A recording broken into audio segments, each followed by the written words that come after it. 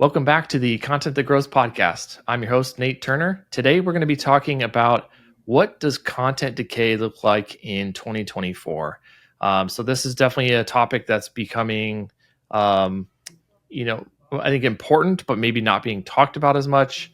There's a lot around content decay. That concept's been around for a while. Updating existing content's been around for a while, but the makeup of that and kind of what's underneath the surface has changed quite a bit. So we wanted to do a quick episode today just to kind of talk about how some of that's shifting, some of the things we're seeing, just kind of help you be addressing that moving forward. So to be discussing that with me today is my co-founder, Kevin King, back at it again. What's up, Kevin? Not much. Happy to be here again. Sweet. All right. So, so like I said, we have content on our blog. We've done podcast stuff. Like there's a lot of things, and certainly talked about it a lot on LinkedIn over the years. People are quite familiar with the idea of needing to update your content to continue to rank and perform. But things have really changed since 2018, 2019. So what I'd love is kind of just start by if you kind of highlight like what are some of the parts of or elements or kind of however you want to describe it of content decay that are the same or similar today as they were in 2018, 2019, and then we'll kind of go from there on what's different. Yeah. I think there are a lot of things that still happen that influence decay. I think they'll always probably be pretty constant. I know there's a lot changing in the space, but things that still impact it or at least influence it, I would say one of the biggest ones is intent changes on the keyword level. So just Google learning about, understanding the intent that the searcher has over time as it relates to a query, and that just shifting as it learns more about user behavior. That's a big one. So that can change the makeup of a piece of content that you've produced, and ultimately you're not satisfying that intent anymore is ultimately what's happening there. And then a bigger one too is competitors always creep out of nowhere and overtake you or whatever. That's always gonna be the case. You're always gonna have to keep things up to date. The age of a piece of content will always influence it. Like I still see that all the time. We'll, get a prospective client that has a ton of content that they've built over years, and it's just going down. And then you look at it, it hasn't been touched since 2018. So that's a big one. And then the other one I would say is like just overall like accuracy and depth on the topic, and that can vary depending on what you're going after or what stage of the funnel, but that's still a big one, especially as it relates to lots of things that are changing in the space nowadays. Yeah, cool. Yeah, those four make sense to me. Intent change, competitors, the age of the content since it was published or most recently updated, and then also just the depth and the accuracy. So those feel like they make sense. So, I guess kind of shifting then to more of the core part of what we want to talk about today is like, let's jump into what are some of the new ways that companies are experiencing content decay. One of the ones that's come up a lot this past year, I'd say more maybe 12 to 18 months that hadn't seen as much before is behavioral or demand changes, I guess, around a specific topic. So what that really looks like is you have your piece of content is sitting at, let's just even say position one. We've seen that a ton of times, and clicks are just decreasing. So why is that happening, right? Like you're holding the number one spot, or even top three. Sometimes the third could be better than one. You never know. But ultimately, you're in a great position. You should be sustaining that traffic. And then when you like go and look at maybe a Google Trends or something like that, you can see that maybe interest or demand has like shifted away temporarily. Some influencing factors could be maybe seasonality or a variety of other things. Seasonality would be one of the more obvious ones, but depending on your space. But I think that's a big one. Yeah. So you're still holding the same average position or same or very similar. You might be 1.2, 1.1, 1.3. Your click-through rate's staying the same, but impressions are going down. and therefore clicks are going down because your click-through rate is staying the same. So, yep. Yeah, I think that definitely has become more common for sure. It's just a lot of that shifting in behavior and demand, like you said. Yeah. Yeah, we see it a lot. And there's a lot of people coining a phrase for it. I can't think of one off the top of my head, but I don't want to like put one to it. Let's just stick with decay. I'd say the other big one, which is more of the hot topic these days, is just SERP features. We've seen tons of those come out over the years, right? Like we have had featured snippets, a knowledge panel. People also ask, and then now AI overviews. Those things steal clicks, or they can, right? Especially when they come out. But that's a big driving influence, right? But like, there's obviously ways to optimize for that, mitigate it. But that would be one of the things that like you should be looking at the query level, I'd say. Yeah, and not necessarily that those are bad things, like similar to what we've seen over the years with getting featured snippets. Like it just was kind of a different thing. You had to learn the formatting and kind of how to optimize for that. When Google or any other search engine determined that was a feature that they wanted to add to that SERP, then you just kind of had to figure that out. And so similarly, there's still a lot of opportunities to gain exposure there, but it does change the way people interact with the SERP and just some of that other stuff that just like if you had a bunch of great high performing content before featured snippets came out and you just didn't do anything for that, like, yeah, you're going to experience decay, you're going to lose out. But anyone that understood, oh, we got to just go back through some of these. Oh, yeah, we're already like calling out steps. Let's just, format it properly so we can get the feature snippet. Same thing here, and some of these other features that you're talking about that it's really just a matter of kind of understanding the formatting and the syntax and, maybe the schema, those types of things that we would need to go back and update the content to be able to capture that once those features start showing up in the SERP. Yes. And one honorable mention that I wanted to call out was Google. Last year we started seeing, or this past year, 12 months again, we've been seeing a lot more of those like from sources across the web. That's like most in the SaaS space, and I've seen it in a variety of other spaces, but let's just focus there. Is like when Google aggregates like, say you're searching for best X software, it'll like display a like almost like tiles featuring a lot of different, already curating that list of software. And that's also being pulled from third-party sources, but they're presenting a rich result above the organic results. And we've seen that has been tough, especially if you're a SaaS product creating a piece that's like best X software and you're ranking one. Google's decided to like, hey, let's make that really front and center before people get into the search results. And that's something we've been trying to dig into a lot more, but I'd be on the lookout for that, especially on those like money, lower funnel keywords. That's really big. Yeah.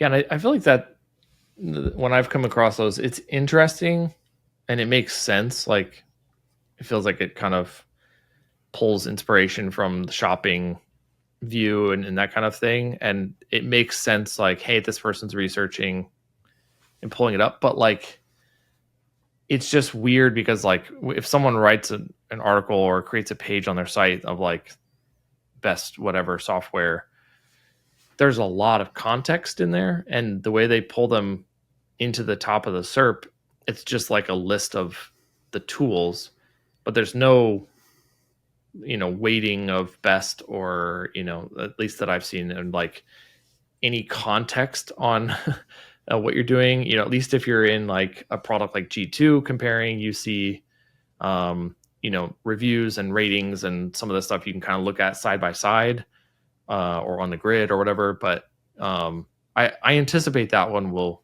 evolve over time, because right now it just feels like phoning it in almost. Like, yeah, we're just going to pull all of them up with their logos, but like it doesn't end up being very helpful yet anyway. So I think that will be interesting to see kind of how it evolves. For sure. Okay, so I think we should shift into a little bit of like how we address and fix decay. So, one, I'll preface by saying we're not going to go into a lot of detail because we've gone into more detail, on the with pretty long guide on our blog about this that goes into much more detail. I think just in this format, it doesn't make sense. But also, just as we get into this, just note that this is kind of all under the umbrella of updating your content. So this is not things you should do, and then the question being, oh well, when should I update content? This is all things you're doing to update content. So I just want to kind of preface with that. So, Kevin, if you want to just kind of jump in on at the high level, how you're still properly addressing and fixing decay with some of the factors that are still the same as 5 years ago, as well as some of the new factors. Yeah. Well, let's go with the old factors first. So basically you can bucket intent changes, behavioral changes, all that type of stuff, competitors coming up and influencing decay. That can kind of all be approached very similarly, but you can identify it by looking at your click-through rates and your rankings, and obviously comparing those to some extent to see how decay is being influenced on a piece. And then again, just kind of going through all of those. I think those are the steps that you take to understand. All right, well, let's see, has intent changed? Has the depth of our piece is the depth of our piece not up to par based on what Google's searching for now, or what Google's surfacing on that particular query, and then that then leads into looking at your competitors and doing a little research. Please don't copy competitors. That's not the point of that. It's just that, and then kind of going from there. I'd say start at that. Look at it at the query level. That's what a lot of this is really isolating a specific query that is experiencing that, and then going through those steps. I think that's one. And then the newer way I'd say is SERP features, right? So all those things we were talking about when it comes to whether it be now the new AI overviews, which is going to be all the rage moving forward. Knowledge panels, people also ask, featured snippets, check to see. Hrefs is, that's the tool we use, but those tools have really good the really great ability to tell you if there's a SERP feature on a specific query. Yeah. It'll tell you feature snippet. Hopefully they have an AI overview one at some point.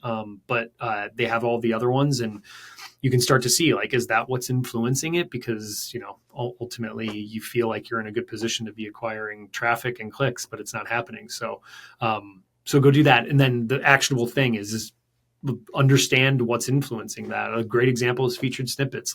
You can really analyze you can get really pretty precise in understanding how a specific competitor might be getting into a featured snippet based on how they're structuring their content, right? And so use those signals to try and optimize that section of the piece or the whole piece to get you a better shot at overtaking them. So those are definitely the best ways to do that for the new stuff. Cool. Yeah, I agree. I think it's good to kind of bucket it that way.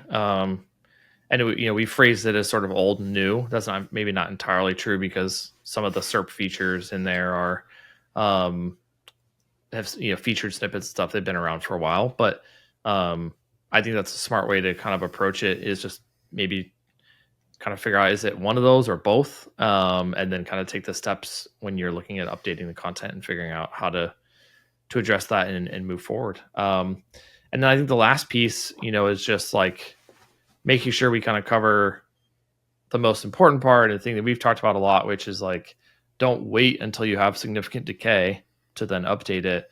The goal is to have, I've done a lot. I did a webinar with ClearScope a while back on the systems and processes around staying on top of content decay.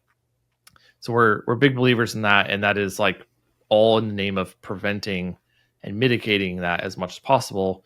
So being much more proactive and being on it. So I think that's a good place to kind of touch on last, just, with all of this and just with decay in, 2024 and beyond, what does that look like to prevent and mitigate decay? Yeah. Yeah. I mean, I think the first thing to start with would be because of like, especially with AI overviews being the new hot thing, is topic selection. That's going to, if you at least start by understanding what the SERP looks like at the query level, that'll inform what you're doing about how you create the content, right? Oh, wow, I chose this topic and it has a featured snippet. So Right. go and create that intentionally with like, I want to make sure this is included in that piece, right? So that's like one way to approach it. Then I would say that the accuracy, Google's emphasizing more and more, especially my answers might be because it's timely when we're recording this around AI overviews, but ultimately that the accuracy of the piece is critical, right? And like they want to surface in rich snippets and features that like it's the most accurate piece possible, but also that's just going to give you a better chance of ranking no matter what. Excuse me. And then structure, fundamentals, just make sure the piece is super structured or structured in a way that readers and users alike want to experience a piece of content. Proper H1s, H2s, and all of that, bullets, all that stuff, images, all the things that make a unique and good piece of content. Those are going to be it. And then those are really the three, I'd say, big areas to focus on. And just reemphasize, be hyper aware of what's going on at the SERP whenever you're doing anything, because that'll be the most telling sign of decay. Yeah, I agree. And I think it's funny how like as much as the world of SEO has changed dramatically, in 20 years, repeatedly with big shifts and different large updates and all that stuff, how easy it is for people to lose sight of the fact that there's actually been an extremely simple and common thread for Google and other search engines all along, which is they want to provide the best, most relevant result for the search. And like, as long as you continue to remind yourself that, then you understand age, you understand intent, you understand steps and things they want to simplify and pull out into featured snippets and all that. Like, it all continues to make perfect sense when you just continue to think about it through that lens. And so I think that's important as well, just as you continue to go through this, whether you're reacting to issues and decay that you have and you're trying to fix it, or whether you're trying to stay ahead of it and mitigate, is just continue to remember that that's their ultimate goal, is to provide the best result when someone makes that search. And so the more you can do to align to that and really understand and meet that, then the better you'll do. And so last piece I just wanted to touch on, and if you, Kevin, if you have anything to add, feel free. Certainly this is, an update on the discussion around content decay now at a time when you have both AI content creation as well as AI overviews and stuff in the SERPs. So very different in that regard from 2019, we'll say. And so I think that maybe is less about decay, but we'll continue to just say that one of the biggest differentiating factors and impacts within the SERPs is you have sort of these elements that we've gone through today, but then there's also just the matter of like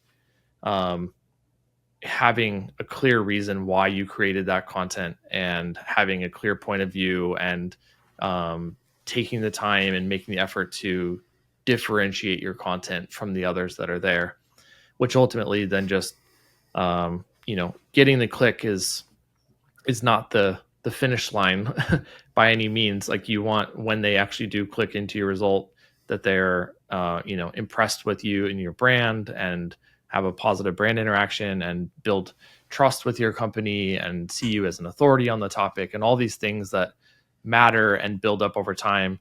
Yes, there are many queries, and especially on the consumer side, that are very, very simple, basic information. But in the world of B2B SaaS, there are a lot of things that are important to have that unique point of view, the differentiation. So worth calling out that that's certainly a factor that needs to be considered, even if it isn't purely an SEO content decay factor. Yep. Couldn't agree more. I think that's the way it's going to shift in general. Even on the organic side, the longer tail, more specific thing that you create, is not going to get, maybe it's not going to end up in a SERP that has any of these types of features, right? Which is good, but that doesn't mean that it's not relevant to someone. That's not something that someone would be searching for. So I think that's really important. And then the other thing you said, which is ultimately like it's going to enable content to be successful across a ton of different channels, right? And you're not just putting all your eggs in that one basket, which is incredibly important at this moment. Yep, that's a great addition. All right, well, like I said at the beginning, this is kind of just a quick update, and we wanted to talk about it because at the end of the day, Decay is still happening, but it does not look the same, as 2019 in that era. Lots of people were talking about content updates and how to do them and all that stuff, and things have just changed quite a bit. So hopefully this was helpful. If you want to check out other episodes, visit 10speed.io/podcast. Be sure to like and subscribe on your favorite platforms. Subscribe to our YouTube channel for the full video versions of this, as well as short clips. And with that, we will wrap it up. Thanks a lot, Kevin. Yep. Thank you.